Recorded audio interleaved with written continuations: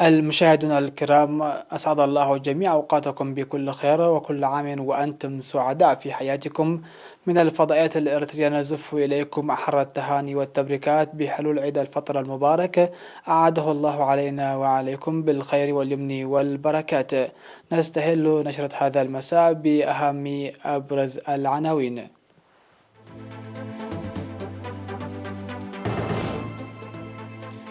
إصابة 4 مواطنين بفيروس كورونا.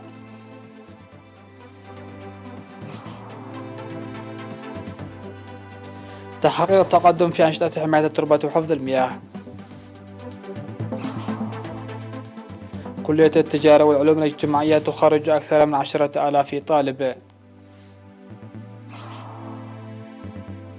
إيران تقول أنها حذرت قطعا بحرية أمريكية في مضيق هرمز. بوريس جونسون يعلن برنامج النهوض ببريطانيا بعد مرحلة كوفيد-19. ومقتل جندي إسرائيلي بصاروخ فلسطيني واستمرار القصف على غزة. أهلا بكم إلى تفاصيل النشرة. أعلنت وزارة الصحة أن الفحوصات المخبرة التي أجريت اليوم 12 من مايو في مراكز العزل بإقليمي القاشبركة والأوسط أظهرت إصابة 4 مواطنين بفيروس كورونا، وأصيب 3 في إقليم القاشبركة، 2 منهم في بارنتو، 1 في قردات، وإصابة واحدة في أسمرة بالإقليم الأوسط. في غضون ذلك شفي 12 مريض كورونا من إقليم جنوب البحر الأحمر، وهذا بلغ عدد المصابين بفيروس كورونا في البلاد حتى الآن 3822، شفي منهم 3639، وتوفي 12 مريض كورونا، فيما لا يزال 171 مريض يتلقون العلاج في المستشفيات. وزارة الصحة 12 من مايو 2021.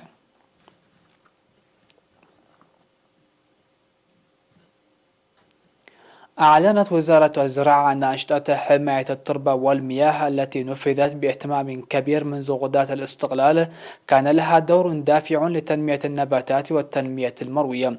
وأشار مدير قسم الموارد الطبيعية والتنمية المروية في وزارة الزراعة السيد مكيل برهاني إلى تنفيذ أعمال بناء لبناء المدرجات في مساحة 257 ألف هكتار وحواجز مائية لتخزين 4.5 مليون متر مكعب مياه في مساقط المياه والأراضي الزراعية. وذكر التقدم الكبير لبناء خزانات تجميع المياه بأحجام مختلفة، مشيرا إلى أن السدود والحفائر التي كانت 138 فقط قبل الاستقلال زاد العدد في سنوات الاستقلال إلى 785. وأوضح أن هذه الزيادة ساهمت لتنمية مصادر المياه عامة والآبار خاصة، والتوسع الزراعي المروي ب5 أضعاف. وقال أن وزارة الزراعة تعمل ضمن الاستراتيجية التي تتبعها لتخصيب التربة واستخدام السماد الطبيعي، داعيا المزارعين العمل بقوة لتخصيب أراضيهم الزراعية ورفع الإنتاج.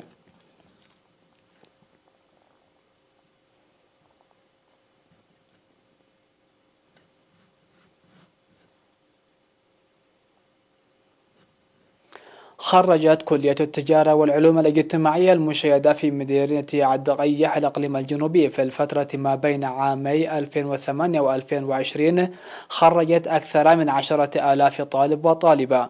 وأوضح عميد الكلية الدكتور ستيفانوس حيل مريم لوكالة الأنباء الإريتريا إرينا أن كلية التجارة والعلوم الاجتماعية كونت بالتنسيق بين كليتي عدقية للآداب والعلوم الاجتماعية وكلية حلحلة للتجارة والاقتصاد، اللتان تأسسا في عام 2004، وتسهم بفعالية في إعمار البلاد وخاصة تطور القوى البشرية.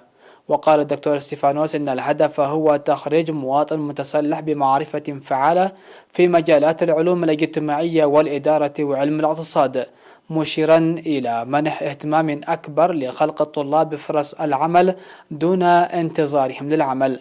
وذكر بأن المنطقة المشيدة فيها الكلية تعد مدرسة الأبحاث للطلاب في مجالات التاريخ وعلم الإنسان والعصور القديمة والسياحة والجغرافيا، بالإضافة إلى خلق فرص عمل لأكثر من 200 من سكان المنطقة. وقال كل من الأستاذ أوباي يوسف وعبد آدم اللذان حصلا على فرص مواصلة التعليم بدرجة الماجستير في الخارج وظلا يدرسان في الكلية بأن الكلية تسعى جاهدة لتقديم ربط أهداف الكلية وتنشئة مواطن كفؤ.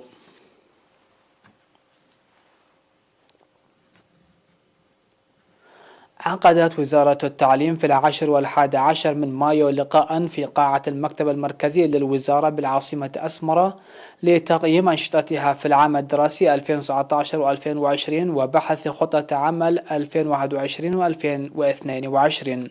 وقدمت في المناسبة تقارير وبرامج تطرقت إلى البرامج الموضوعة والبرامج المنفذة وكذلك التحديات وخطة عمل 2021، وجرى نقاشا موسعا حول ذلك. وأوضحت التقارير المقدمة أن الشهور الثلاثة الأولى شهدت تفعيل برامج خصصت لها ميزانية وأخرى لم تخصص لها، إلا أن البرامج توقفت جراء القيود المفروضة لمكافحة كوفيد-19 بداية من شهر مارس 2020، لكن وبهدف إحياء العملية التعليمية المتوقفة جراء الجائحة قدمت عبر الفضائيات الإرترية دروس للطلاب. وأشارت التقارير إلى تحسين سلوك وأخلاقيات الطلاب وتقديم وزارة الصحة سيمينارات وتوعيات مكثفة للطلاب والمعلمين لمكافحة كوفيد-19 وتقديم معقمات ومواد نظافية مع استئناف التعليم. وأوضحت التقارير المقدمة أيضا بأن بعد المناطق ظلت تشهد قلة في المعلمين خاصة المدارس الابتدائية والمتوسطة، وكذلك عدم التجمع للقرى المتناثرة وحياة الترحال، مما أصبح ذلك يعيق انتشار العملية التعليمية.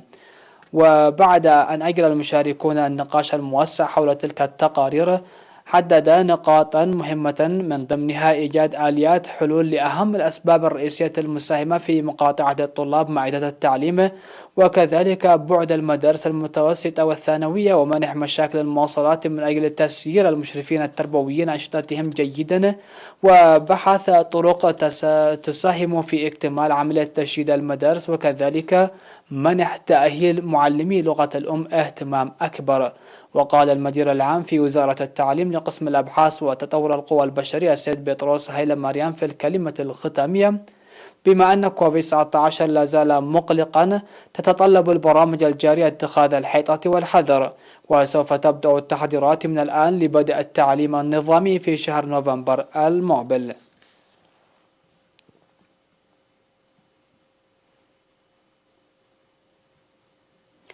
أقامت إريتريا ودولة كومونلوث دومينيكا علاقة دبلوماسية رسمية.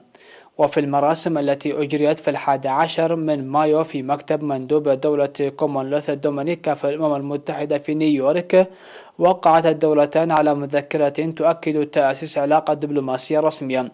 ووقع على المذكرة من جانب إريتريا مندوبة إريتريا الدائمة في الأمم المتحدة السفيرة صوفيا تسفى مريم، ومن جهة دومينيكا مندوبة الدولة كومونلوث دومينيكا في الأمم المتحدة السفيرة لورين بانيس.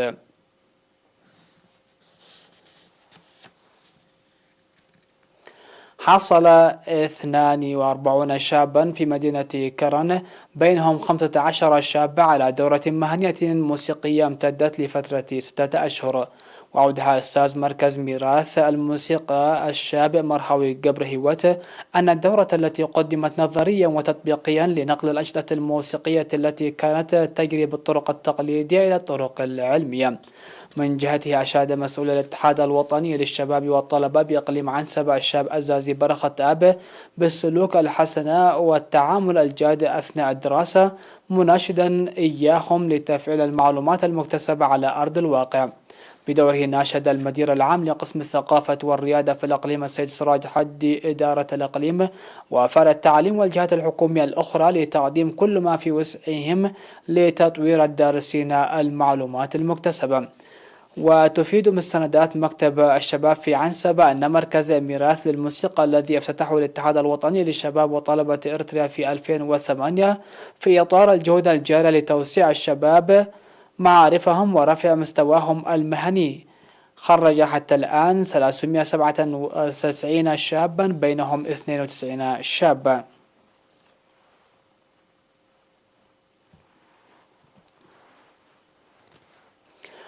مشاهدينا، نشرتنا لا زالت مستمرة من الفضائية الإريترية، لكن بعد الفاصل فكونوا معنا.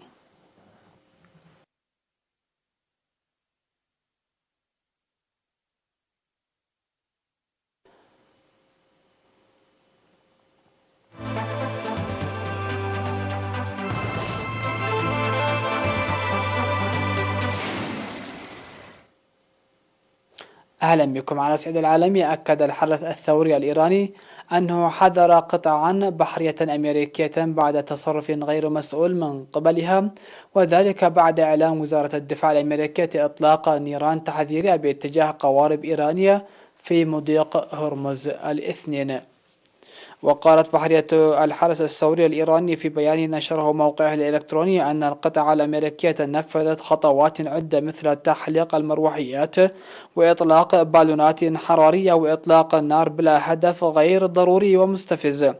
وأشار بيان الحرس إلى أن قطعه البحرية، ومع الإبقاء على المسافة القانونية في إطار المعايير والقواعد البحرية، حذرتها من هذا التصرف المتهور وغير المسؤول قبل أن تقوم بمتابعة طريقها من خلال تصحيح تصرفها.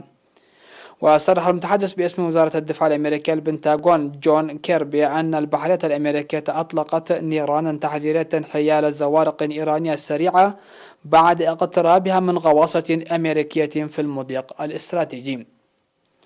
وأوضح أن 13 زورقا هجوميا بالحرس الثوري اقتربت لمسافة تقل عن 140 مترا من 7 سفن أمريكية، ما دفع إحداها إلى إطلاق 30 عيارا تحذيريا على دفعتين. ووفق البحرية الأمريكية، هذا هو الحادث الثاني من هذا النوع في منطقة الخليج خلال أسبوعين.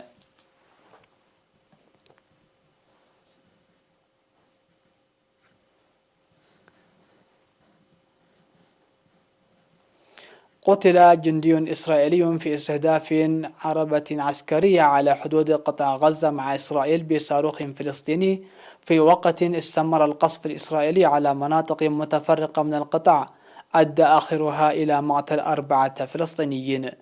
وأعلنت حركة حماس مسؤوليتها عن استهداف الجيب العسكري الإسرائيلي بصاروخ مضاد للدروع في شمال قطاع غزة، إذ أسفر الهجوم أيضا عن إصابة 3 جنود آخرين بجروح خطيرة وفق ما ذكرت وسائل إعلام إسرائيلية.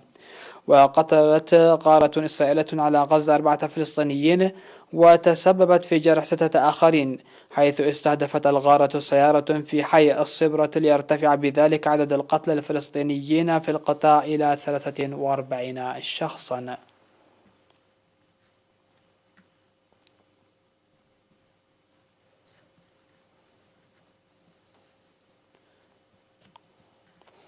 حدد رئيس الوزراء البريطاني المحافظ بوريس جونسون النهوض بالمملكة المتحدة بعد مرحلة وباء كوفيد-19 أولوية مطلقة في برنامجه التشريعي، خلال خطاب العرش التقليدي الذي ألقته الملكة إليزابيث الثانية في أول ظهور علني لها منذ وفاة الأمير فيليب. وبعد فوز حزبه في الانتخابات المحلية في إنجلترا، فصل رئيس الحكومة أولوياته التي أوردتها الملكة في خطابها، في حين بدأت البلاد تعود تدريجيا إلى الحياة الطبيعية بفضل حملة تلقيح ناجحة ضد فيروس كورونا. ومن أولويات برنامجه مواكبة الانتعاش الاقتصادي ومحاربة الجريمة والتحرك على صعيد المناخ، ومساعدة أفقر مناطق البلاد على الارتقاء إلى مستوى المناطق الأخرى. وقالت الملكة في مجلس اللوردات في افتتاح الدورة البرلمانية الجديدة مع مراسم تقليدية حتمت الأزمة الصحية الحد من طابعها الاحتفالي، تتمثل أولوية الحكومة في ضمان الانتعاش الوطني بعد الجائحة. وكان الاقتصاد البريطاني قد انكمش 9.9% عام 2020، في أكبر تراجع سنوي للناتج المحلي الإجمالي للمملكة المتحدة.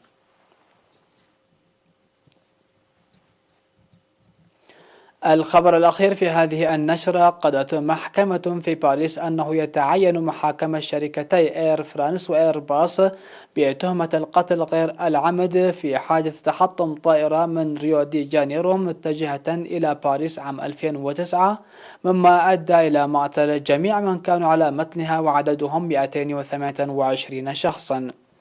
وسقطت الرحلة في المحيط الأطلسي خلال عاصفة في الأول من يونيو 2009، وهو الحادث الأكبر دموية في تاريخ الخطوط الجوية الفرنسية. وبهذا القرار اتبعت المحكمة توصية المدعي العام وألغت قرارا سابقا للمحكمة بإسقاط القضية ضد شركة الطيران الفرنسية الرائدة وصانع الطائرات الأكبر في أوروبا. واستغرق الأمر عامين للعثور على حطام طائرة إيرباص A330، والتي تم تحديد موقعها في النهاية بواسطة غواصات تعمل بالتحكم عن بعد.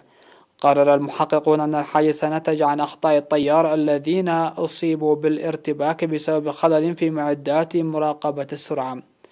ومنذ وقوع الكارثة تم تكثيف التدريب التجريبي على التعامل مع الظروف غير المتوقعة في فرنسا والعديد من البلدان الأخرى.